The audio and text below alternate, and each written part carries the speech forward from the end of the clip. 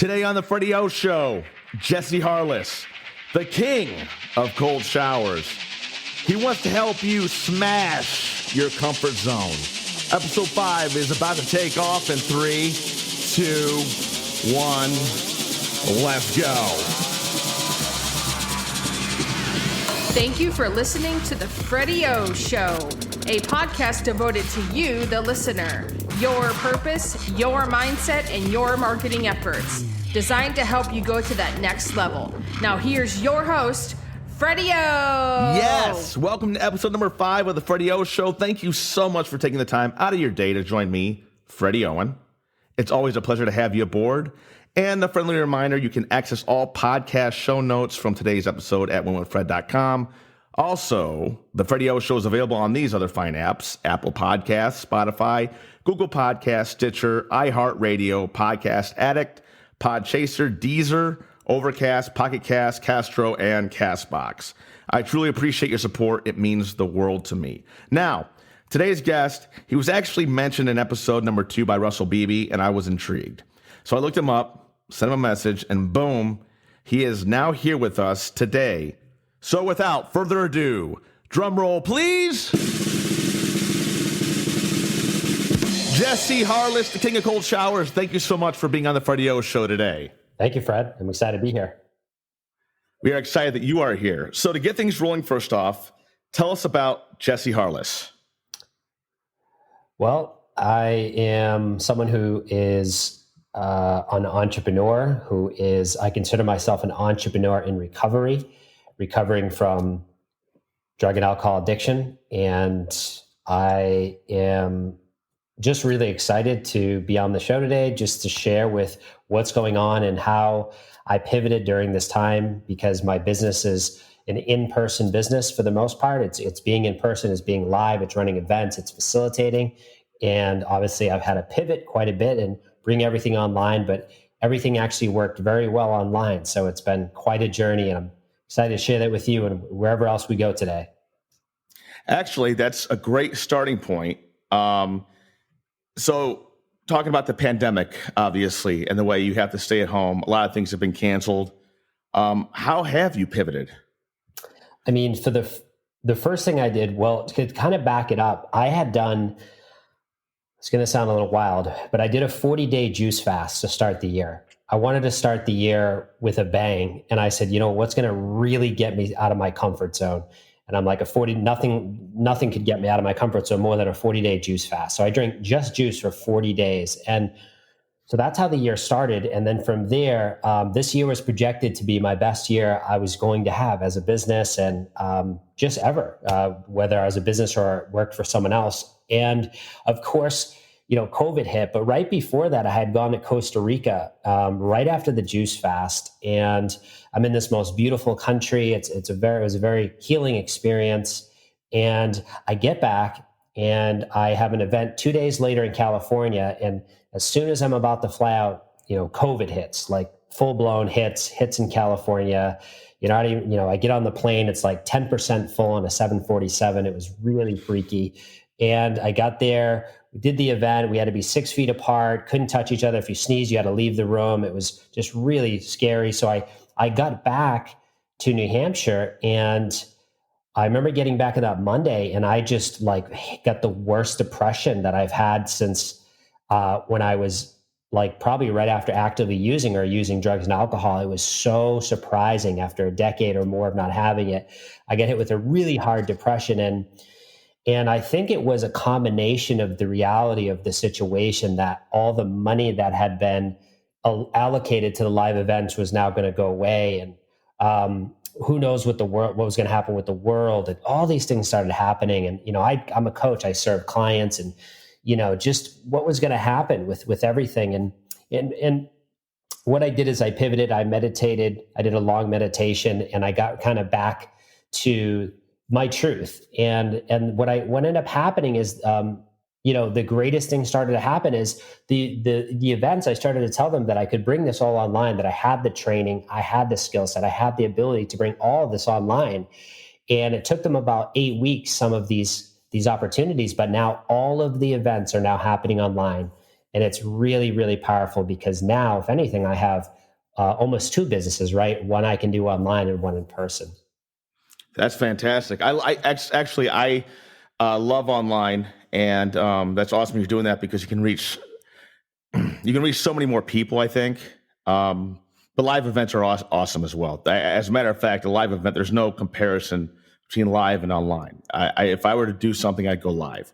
But it's awesome. And I went through the same thing as far as depression. And when you talk about drugs and alcohol, no drugs, but I literally found myself drinking to ease the situation, which I'm not doing that now, but it was ridiculous because I don't drink. I really don't.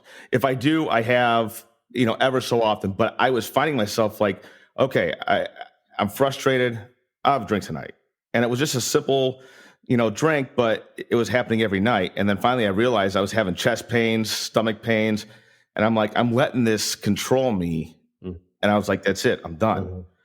So, and as far as I love the way you reacted to it too, because like the meditation, I can only imagine the feeling of starting off the new year right. Everybody starts off the new year right. They're excited in most cases and that just dies down. But you did a 40-day juice fast. And what do you mean by that is you only had juice. Yeah. Nothing else. Nothing else. How much weight did you lose? Okay, so just to back up a little bit, I was already someone who was eating a plant-based lifestyle, vegan and eating healthy and exercising. So I didn't have a ton of weight to lose, but what happened is I still lost about 20 pounds. But I didn't lose just weight. I lost a lot of the stuff that's stored up in the intestines. So I lost a lot of that waste in there, that plaque. And so that's really what I lost. So I ended up coming out of that, literally, it was a very transformational process. Not only was I, energized from it, I had lost waste that has probably been in me for 2 decades. Wow, I'm intrigued by that. That's amazing. So you took the situation, the COVID situation, and you went through a little bit of a season of depression, but you were able to get yourself out of it with meditation and going online and flipping the switch as far as your mentality with the situation. Yeah. And I mean, meditation was what I did right during the depression. And then, of course, I reach out to what I call my recovery team. So I have a team of people, 5 people that I can reach out to at any time, any place, text them, call them.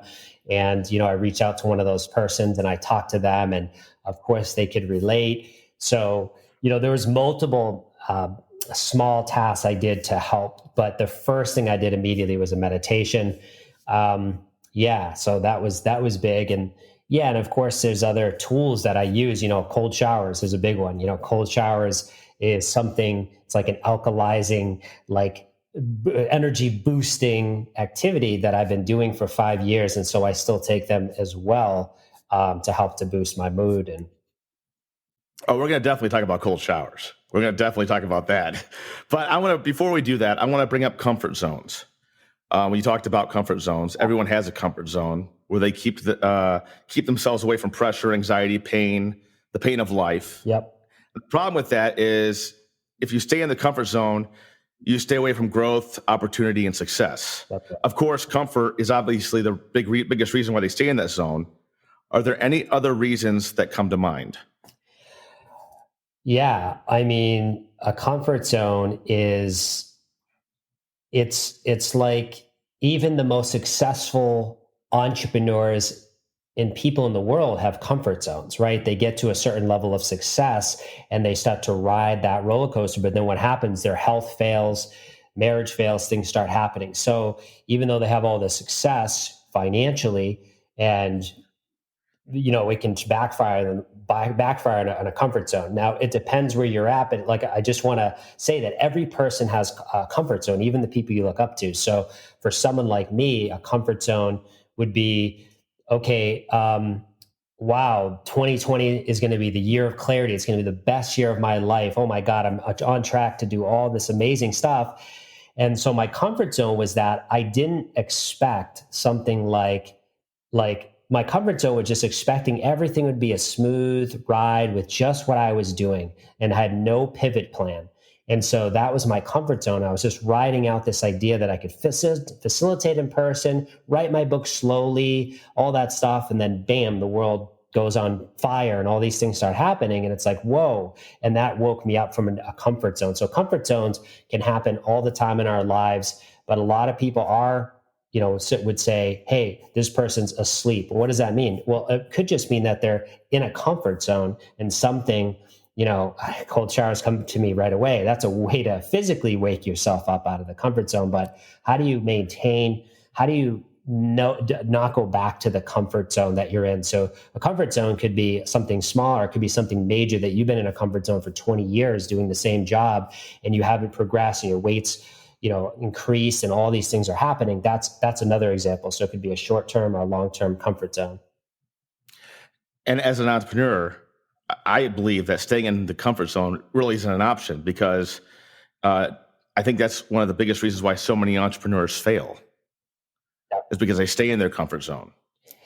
Yeah. And I've only, just a disclaimer, I was an employee. I worked for a company for 14 years. So I jumped ship to start my own business, Entrepreneurs in Recovery. And that was only in 2017 of August. So I haven't been an entrepreneur for that long, but what I've done is I've studied a lot of entrepreneurs and I've seen what's gone on with them with comfort zones. I've certainly experienced my comfort zone during that journey, but I've seen other people get into comfort zone and watch what happens to them. And usually what I see happen to them is health. That's what I see first going. And then what I see is like a lack of passion for what they're doing. And it just becomes like a hard sell and it becomes really uncomfortable. I also think that sometimes people live in other people's comfort zones. What I mean by that is if they see somebody else fail, they're afraid to even go that route because that person failed. Do you agree with that? Oh, yeah. Yeah, definitely. Yeah. I mean, it's easy. Yeah. I mean, it's easy to help people to stay in comfort zones, and kind of promote that. Like, I love this quote I heard, like, people love to hear good news about their bad habits, so it's just like a comfort zone. If you can have people cheerleading on for your comfort zone, it's really helpful. Yeah, it's crazy. So when starting your business in 2017, what was one of the biggest struggles you had when starting it, and how'd you overcome it? The biggest challenge was that I had no entrepreneurs in my family. I never have done entrepreneurship. I expected to work for my company for 30, 40 years. And so the challenge was like, I had to go dig deep to figure out what was going to be a sustainable business that I could, because I really left my job to start my purpose, which isn't always the best idea. Because you got bills to pay, but I decided that I would go right at, coaching and, wasn't even facilitation at the time, but it became facilitation, but coaching. And I said, I'll make this work. And I had one client paying me $100 a month. My bills were much more than that. So it was a little crazy. So it really in the beginning was like, who do I go to for help and mentorship? And I already had a few mentors, but I started to really seek out who's going to be able to really help me. And I did. Within 2 months, I had found a mentor and a training, and that just launched everything. So I was really fortunate. Within 2 months of starting the business, I got right on a path and a plan with a mentor and a training that really took my business. And it's exactly what I actually do today, was from those decisions I made those first 2 months as an entrepreneur. You seem like a very, very structured person. So now I'm going to bring in the cold shower aspect of things. When did the cold shower? Now let me do a preface to this. Is I've done this before, and let me tell you something. It's excruciating at times, and it was very rough. And then it becomes consistency. I'm getting back on it slowly but surely. A lot of it was a temperature aspect of it. But when was it in your brain that you were like, okay, I'm going to start taking cold showers. Well, it wasn't even in my brain. It was in one of my closest friends' brain. He came over one night to my house and he said, "Hey, you need to start taking cold showers," like randomly. And it was December in New Hampshire, so it's 33 degrees out. And I'm a cold shower. You can call me cold shower addict. Like, I am not taking a cold shower. I mean, a hot shower addict. I'm not taking a cold shower. And he said, "No, you have to understand there's lots of benefits." And he wasn't even taking a cold shower. He was just telling me that for me and what he's known about me, I needed to do it. And I ended up taking my first cold shower not too long after that. And what happened was, I lost my breath. I was all red. But what ended up happening is I had struggled with anxiety my whole life. And 2 hours later, I attended a meeting after that first straight cold 5-minute cold shower, all the way cold, which was, I don't recommend that. I went to a meeting that I would normally have had experienced anxiety, and I had no anxiety. In fact, I felt euphoric. And I was like, what is going on? How could that cold shower? It was the only thing I did differently. So I decided to do a 30-day challenge, a 30-day trial of cold showers. And that was it. That was through December, right through New Year's. I ended up winning the highest award in my company. All these things started happening. It was like a snowball effect. Not only did my anxiety decrease, it seemed like that habit stacked with other habits started to have this huge effect on my life with success. And I was like, what is it? And part of it was the confidence I gained from doing something that caused resilience. I had to be very resilient to be able to take a straight cold shower every morning. And that resilience carried into my day. And that took you out of your comfort zone, obviously. 100%, yep. So when you say you were at your company, so this is before you became an entrepreneur, correct? Oh, yeah. Yeah. I started the cold showers 2 years before I'd left my job. So it was like not all of them, obviously, but a lot of the things that you had, issues like problems that you had, like the anxiety, maybe even confidence, stuff like that, it started to melt off you with the cold showers. Yeah, what happened was I started to take risks I would have never taken before. I just started to take risks, especially in my job. I started to I would reach out to people on the phone. I would walk up to them in person. I would actually drive like an hour out of my way to go to like the headquarters, the local headquarters, and talk to upper management to say like, hey, this is who I am. This is my skill set and this is where I want to go. And they'd literally be like, who is this guy? And eventually that led me to landing my quote unquote dream job at my company. And so, it was just working. Things were just working. My confidence was boosted. My anxiety was higher. I had really high energy. I'd consider myself a healthy person, but I feel like my health was improving. My skin definitely looked the best it ever had. So there's just a bunch of benefits. Yeah, there was just a bunch of benefits. The biggest ones, though, was, again, it was the anxiety reduction. And I would say the next biggest one was the resilience factor and the confidence boost. Okay, now keep in mind, fam, that he has a book out, and I'm going to put this in the show notes, about cold showers. And what's the name of that book? Smash Your Comfort Zone with Cold Showers. So I want you guys to literally smash your comfort zone with cold showers and literally do the 30-day challenge, like he said. Hold yourself accountable. If it worked for him, it most definitely can work for you. I got my pastor starting to do it. He didn't believe it at first, but I'm like, give it a shot. It's just, for me, it's consistency. And honestly, it's a comfort thing. So I got to get over that comfort thing. So I'm telling you guys, I have not stayed consistent with it, but I'm going to, starting today, I'm going to stay consistent with it. But as far as turning the dial all the way to the left, I'm probably not going to do that. I remember talking to Russell Beebe, and he said he does his 58. He talked to you about doing it 58 degrees or less. Yeah. So that's a big recommendation for people. And it's in my book too. I put in the challenges in the book, 7-day challenge, 30-day challenge. And then I have the 30-day end all hot showers cold challenge, which is what you can start with. So start with your shower warm as normal, do your washing, and then you end the shower cold. It's called a contrast shower. You end the shower cold. So you're going to end it, the first shower, 30 seconds. The next time you get in, 45 seconds, and just keep increasing till you get to 2 minutes. So take your normal hot shower, but end it cold.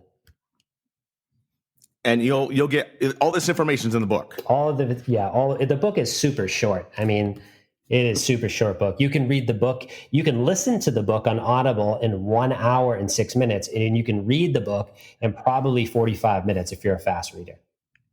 So definitely, I'll have that in the show notes, and take advantage of that and do the 30-day challenge, the 7-day challenge that Jesse has in the book. So this is sort of a statement with a question, okay?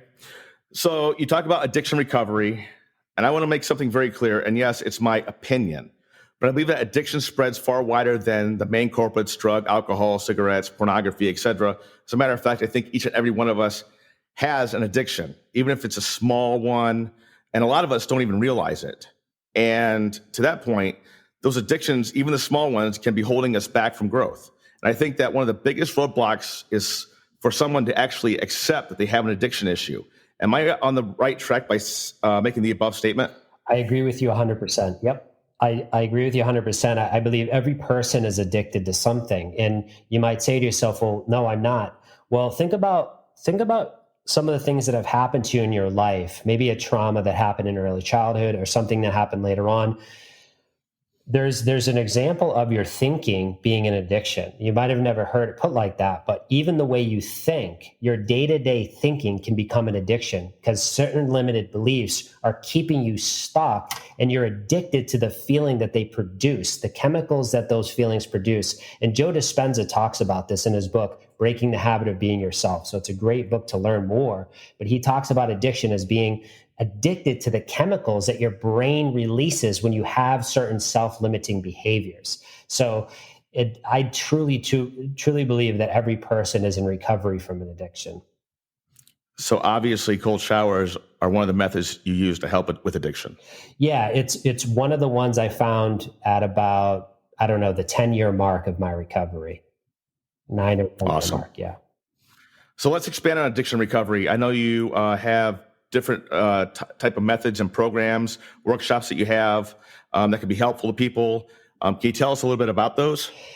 Yeah, so the workshops that I run it's an innovative approach to change. So they're not based on what you've seen before. They're based on this idea that, number one, that every person has the potential to reach their full potential, that every person has a purpose. And if we can pull out their strengths, we can pull out a vision for their life and have strengths touching strengths and people feeling safe to share and vulnerable to take risks, the most incredible change can happen. The most incredible change. I've seen it time and time again over the last 3 years of doing this work, that you can facilitate transformation in group experiences. And it can almost become a spiritual experience. It's so empowering to watch this happen. So I run workshops and events where that's what happens. We honor all the diversity of all the voices in the room. We increase the social connection because people say, addiction, connection is the opposite of addiction. So that's what we're doing. We're creating this sense of community, but in my workshops, we're specifically teaching lifelong skills, but we don't come out and say that. What we're doing is we're having everyone, it's a certain choreography. So people are getting the pairs, they're getting the small groups. They're constantly moving in and out of this choreography. Then we teach. So we have their emotions engaged. They feel safe. They feel like they can be themselves. So there's a wisdom behind it. I think one of the biggest problems that we have, especially with people actually coming clean, if I were to call it that, letting go and telling people about what problems they have, is social media. I think social media is a fantastic platform, but I always refer back to this, it's everybody's highlights. It's not their lowlights. So I think that if you're listening to this and you consistently look at everybody's highlights on social media and you think, okay, well, they don't have any problems, I think you're very, very misled. I think you need to realize that, okay, if you do, and you're the only one that knows if you have a problem, but in most cases, everyone has some type of addiction, okay? Some are worse than others. Some can kill you. And I think that if you do have something of that sort, I think it's great that and I'll have it in the show notes, that you actually look into what Jesse has to offer, because he has actually been through depression. He's been through hard times, and he's obviously learned how to overcome those. And with his workshops, I really believe that it could help you out. And I think at least seek some type of help. That's the biggest thing, is don't sit back and watch your life go by and not seek help. It's a scary thought to do that. And I always go back to, it's actually a Pearl Jam song, but this one thing that always rings in my head, that Eddie Vedder said, "If I had known then what I know now." Always remember that if you can conquer it today, you don't have to worry about tomorrow. So it's crazy that I know addiction's tough for a lot of people. And I know you've probably seen all makes and models of people. Yeah. And what can you say to somebody that is listening right now that might be on the fence with oh my gosh, I'm so afraid to go out there and say this? What would you say to them? Yeah, well, here's the thing: is we're dealing with the crisis of isolation. This is one of the most dangerous crises of all time in many ways. Where anxiety is increasing, alcohol consumption increasing, drug and alcohol overdose. So this is a crisis of isolation right now. So this is not a time to be alone. So even though you are alone and you're almost forced by quarantine to be alone, it's not the time to be alone. It's a time to reach out. It's the time to get to Zoom rooms, to connect. It's the time to get out in nature, but asking for help. This is the time to do it. So because you are someone who maybe wouldn't normally ask for help, now you can do it without even seeing your face in a Zoom room. So start to get out to different types of meetings on, I think it's, inthehalls.com or something, when you can access meetings around the world every single day, all day. And so this is your time now to explore, to poke around, to see what's going on, because, addiction has many different forms, alcohol, drugs, pornography, internet, games, all these different things. I don't know what it is for you, but you can find one of those groups online. You can Google search it. But here's the thing: is recovery for me is a matter of life and death. For some people, it's not. For some people, it's like, it never got that bad. For me, it's a matter of life and death. I took it there. It went there. I was broken. I was bruised. I was near death. So for me, it's life and death. I treat it like that. So for you, it might be like, well, I'm just on the surface, or I'm just hitting an emotional bottom. Well, that's all you need to start to ask yourself, to give yourself the permission to change and reach out for help. I mean, you could reach out to me. I'll give you resources, but you can do a Google search and you can find thousands of recovery meetings that are happening now on Zoom, which never has been like this before. So we're just in an interesting time, and we're coming back, right? I mean, there's slowly but surely we're starting coming back to in-person groups. But for now, use the web, use YouTube, go out there, learn what people's lives are like who have recovery, who are on the other side. That's what I do. I surround myself with all types of people who are in recovery from all different addictions, not just drug and alcohol, from other addictions too, food addiction, porn addiction, sex addiction. I have them in my life as well too, because those are all potentials for me, and they have been. Porn definitely was an addiction, still can be today. Same here. Yeah, it's a huge one. And so that one's the one that I have to stay vigilant about, because now it's like you're locked down, you're in your home, all these things are happening. So that one has the greatest potential right now to be used. And look at the percentages of people visiting sites, pornography sites, have gone up exponentially as well. So this is not a time to be isolating. It is the crisis of isolation. So we need to be reaching out for our mental health. And let me throw out a glimmer of hope. And you would know this better than I would, as far as, because you've helped people with addiction. What, if you can describe someone's demeanor, their face, after they actually come clean and put their stuff on the table, what kind of, to give somebody hope that it's not that bad? And actually, do you see it in their face that they feel relieved? So like if someone comes forward, you mean, and starts to ask for help? Is that? Yes. Yeah. So that's the biggest thing, is once you do that, you're going to realize you're not unique. I don't care what your story is. I don't care what it is. I don't care if you told me, and this is going to sound absurd, I don't care if you told me you got abducted by extraterrestrials and then you came back and then you were addicted. It doesn't matter. I've heard it all. There's so many examples of people's stories of trauma, because trauma plays a huge role in addiction. So there's to come out and talk about it, you're going to realize that there's people out there like you. And I didn't believe it either. I was a young person who found recovery. I was 22 years old. I know people who find it at 14. I know people who find it younger than that, but I was 22. That's very young. 22 years old, facing federal felonies, 7 years in federal prison because of an opioid addiction. And I had to change real quick. And, I can tell you that I had no idea what to do. So all I did was I found a safe person and I just spilt the beans with them.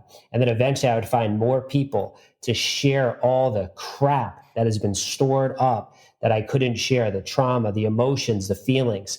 And, it changed my life. And I actually, because of people like a drug and alcohol counselor or a therapist, I pursued my own journey in that. I got my master's in mental health counseling because someone held the space for me that was so incredible, that changed me so deeply that I decided to pursue that myself.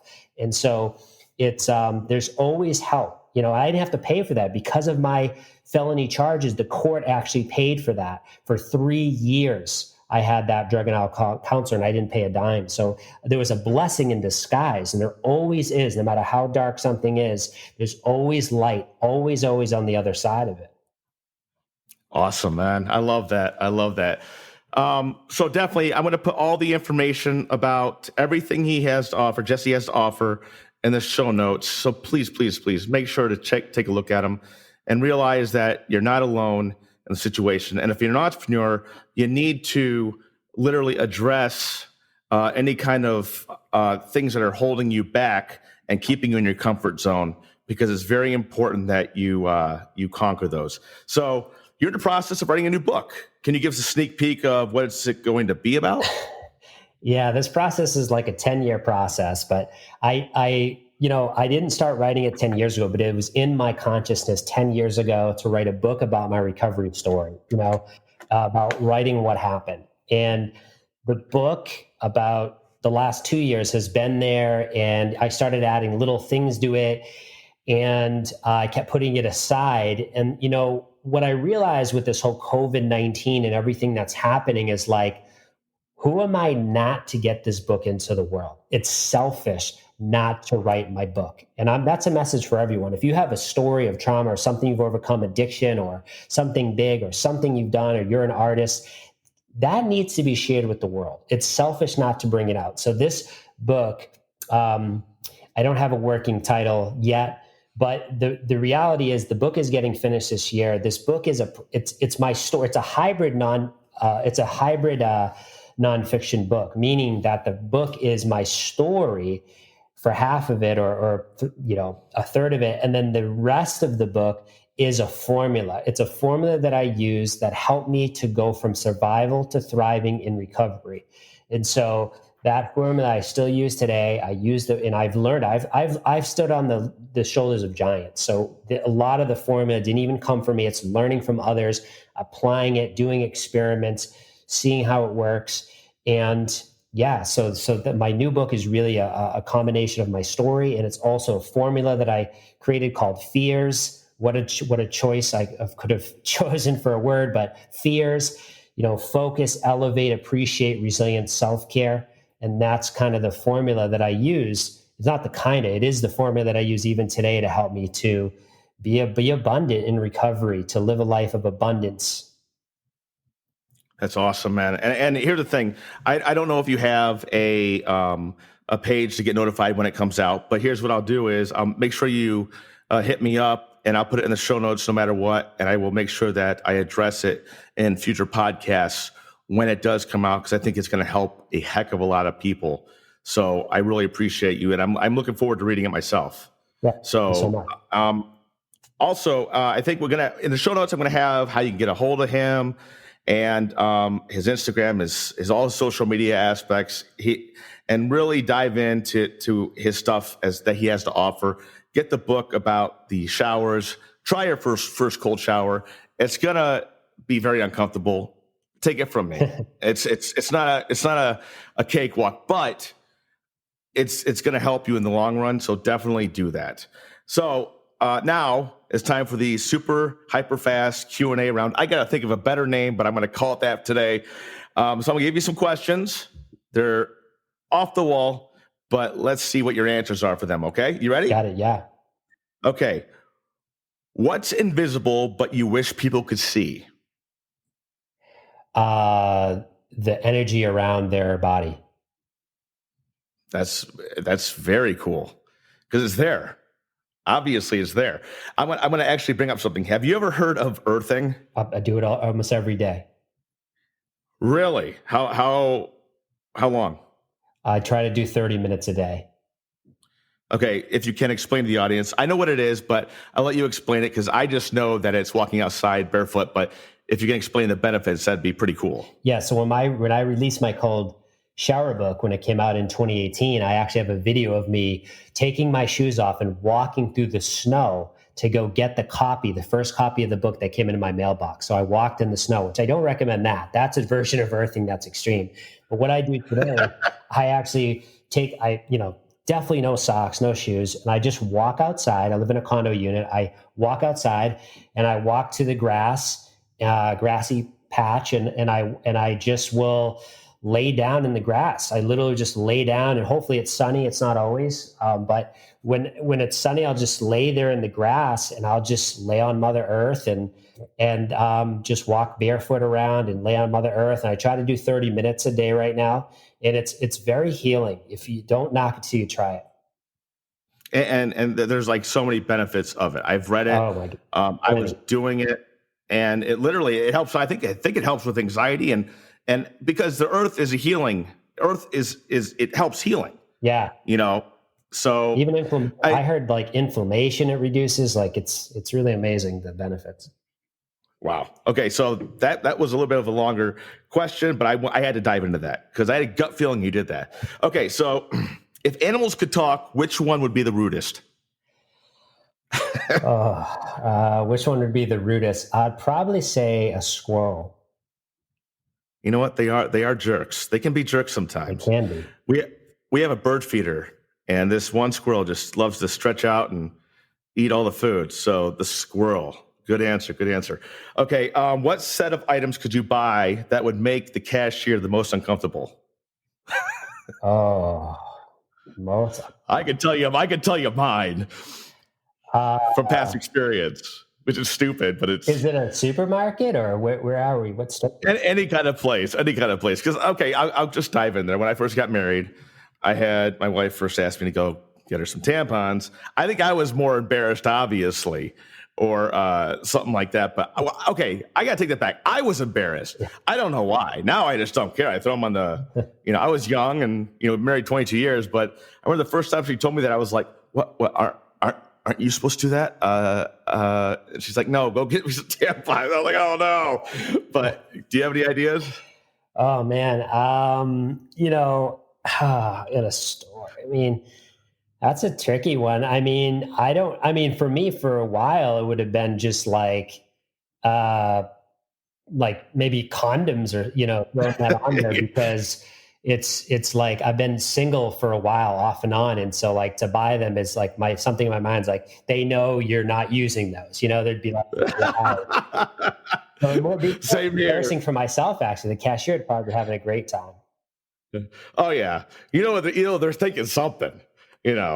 So, okay, we move on. And what is something that is really popular right now, but in 5 years, everyone will look back on it and be embarrassed by it?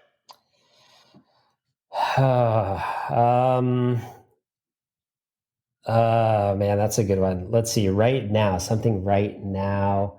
Oh my God, I'm glad I don't follow the trends because I'd have an instant answer, but something they'd be embarrassed by that we do now, because there's so many of these like dances and things I'm seeing, and I'm like, that's probably going to be embarrassing, but I don't even know what they are. Yeah, I think. Well, here's the thing. I don't follow the trends either. But you're correct, absolutely correct. If you go on to, you see a lot of people dancing, and or they just do something like, especially when they do something so stupid. Oh, you got it. What is it? Wearing a mask. Oh. Yeah. Oh, yeah. Yeah. That's, yeah. I really hope that, because I know in some states, because we went to New York City this past weekend, it was a quick in and out because we had to get my son's stuff out of his college. But in Pennsylvania and in New York, it was mandatory no matter what. You had to walk in with a mask. Yes. Any stores or anything. In Ohio, it's not that way. Is it where you're at? Is it the same way? It's like the supermarket, Whole Foods, yes, but for the most part, to be honest, I the first time I really left to go anywhere was like last week because I had just been going to the Sam's Club doesn't have that, but Whole Foods has the rule to wear the mask. So I'm not sure the rest of the state actually. I think we just opened up though, so. What's crazy is actually I was staying at home a lot more than I usually do. I would very, very rarely go to the store, but when I did go to the store, I felt was seeing all the masks, and it's definitely died down, but it was freaking me out. That kind of seeing all the masks was actually freaking me out instead of making it better, in my opinion. Yeah. But I see the point. Some people have issues. I completely understand that by all means. But yes, that's a very, very good answer.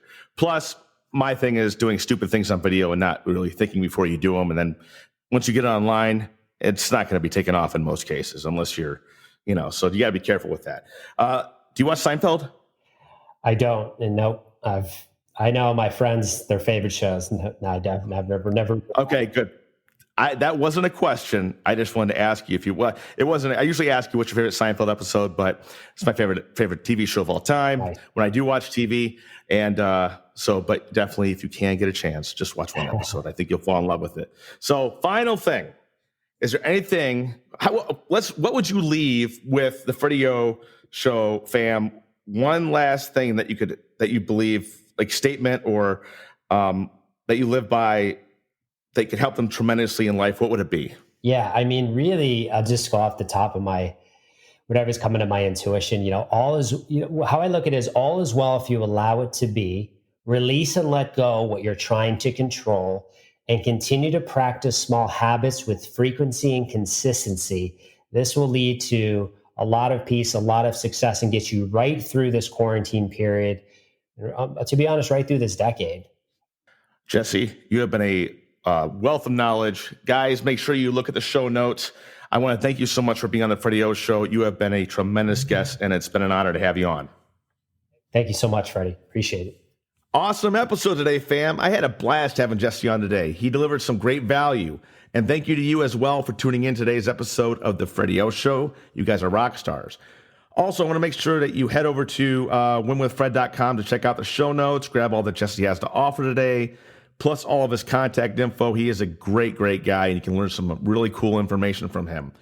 I also highly recommend that you start taking cold showers, adding them to your daily regimen. I'm on week number 2, and I've already seen some really significant benefits. One of them is more energy. I sleep better. My heart rate is lower. So take action and give it a shot. You'll love it. Last but not least, visit winwithfred.com/FMA to become a member of the new Facebook group I have, the Funnel Mastery Alliance. I know you will absolutely love it. Tons of value going to be back there, so definitely head back there. That's it for episode number 5. Thanks for tuning in. It was a great one. This is Freddie Owen, and until next time, my friends, stay hungry.